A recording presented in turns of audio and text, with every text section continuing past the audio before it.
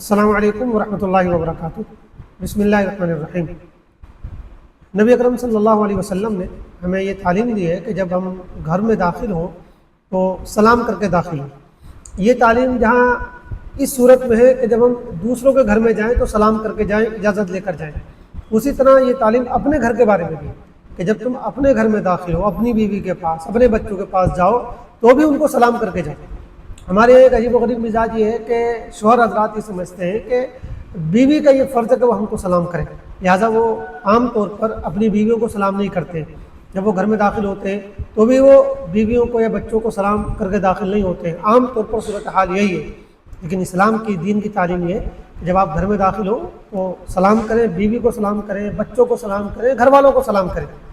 قرآن کریم کی بھی آیت میں اللہ تعالیٰ ارشاد فرماتے ہیں کہ اذا دخلتم بیوتا فسلموا علی انفسکم تحیۃ من عند اللہ مبارکۃ طیبہ، کہ جب تم گھر میں داخل ہو تو اپنے آپ کو سلام کرو، ایک دوسرے کو سلام کر کے داخل ہو۔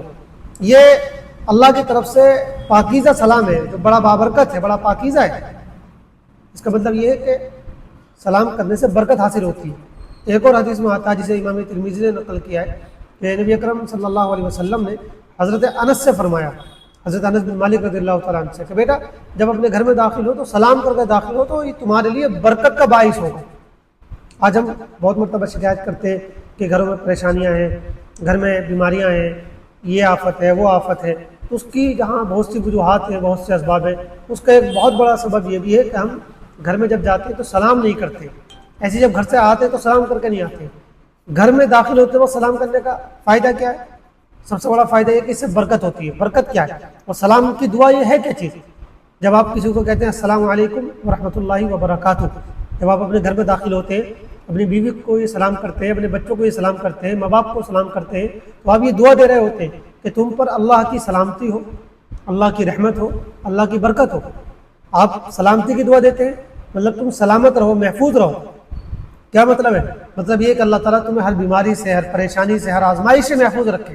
جب آپ گھر میں داخل ہو یہ سلام کر کے تو یہ گویا اپنے گھر والوں کو دعا دے کے آپ داخل ہو رہے ہیں۔ جب آپ گھر سے نکلیں اور باہر جائیں تو گویا آپ گھر والوں کو یہ دعا دے کر جا رہے ہوتے ہیں اور اللہ تعالیٰ کے حوالے کر کے ان کو جا رہے ہوتے ہیں کہ میں تمہیں اللہ کے حوالے کر کے جا رہا ہوں کہ اللہ تمہیں محفوظ رکھے، صحیح سالم رکھے، سلامت رکھے، ہر بیماری سے، ہر آفت سے، ہر تکلیف سے، ہر پریشانی سے اور ہر گمراہی سے، ہر چیز سے اللہ تعالیٰ تمہیں محفوظ رکھے۔ پھر صرف محفوظ نہیں رکھے، سلامت نہیں رکھے، بلکہ اللہ کی رحمتیں بھی ہوں، خوب تمہارے اوپر رحمتیں ہوں، اور اللہ تعالیٰ برکت عطا فرمائے، روزی میں برکت ہو، عمر میں برکت ہو، صحت میں برکت ہو، تندرستی میں برکت ہو۔